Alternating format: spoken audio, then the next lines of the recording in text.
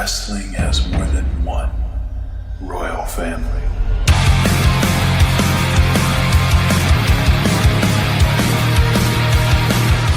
Здравейте на всички, аз съм Амята и днес ще поговоря за това какво стана на NXT турнира Deadline. Нека започваме. Като ще започна с кикофа, който е между Axiom и Нейтан Фрейзър, като в този матч Axiom победи. Като шоуто започна с откриване на Шон Майкълс, който излезе на ринга и след това излезе The Best in the World, CM Punk.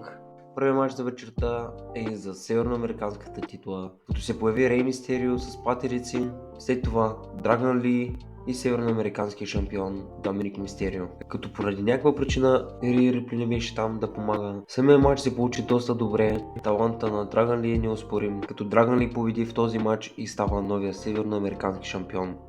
Честито. След това дойде и женският чалендж матч, като този матч продължи 25 минути и победителка е Блеер Девънпорт със своите 3 точки пред Фаун Хенли с 1 точка, Келани с 0 точки, Лаш Легенд с 2 точки и Тифани Стратън с 1 точка. Като след това тя взе микрофона и каза, че тя е победителката в Iron Survivor Challenge матч. След това излезе шампионката Лира Валкирия, като всъщност тя беше нападната, Пръджит нападна Лира Валкирия, като вдигна титлата. Точно след предикшъна ми се появи матч между Кармело Хейс и Лексис Кинг, като този матч продължи 10 минути и Кармело Хейс го спечели.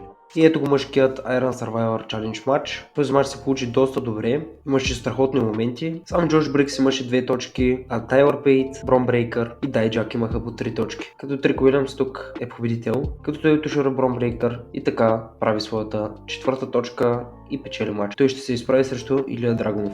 Следващия матч, за който ще говоря, е този между Киана Джеймс и Роксана Перес, Steel Cage матча. Матчът продължи 11-12 минути. Перес грабна стол и възнамеряваше да го използва, но се появи Изи Дейм и разби вратата на клетката в лицето на Роксана Перес и така Джеймс се възползва и със стола направи дилбрейкър и спечели матча. И мейн евента беше между Илия Драгунов и Барон Корбин за NXT титлата, като те направиха стабилен матч и в този матч Илия Драгунов запази своята титла, а след матча се появи победителят от Iron Survivor Challenge матча Трик Уилямс, като така свърши NXT Deadline. И да, пичове, надявам се клипа да ви е харесал. Ако е така, може да се абонирате, да коментирате и да харесате. До следващия път. Чао!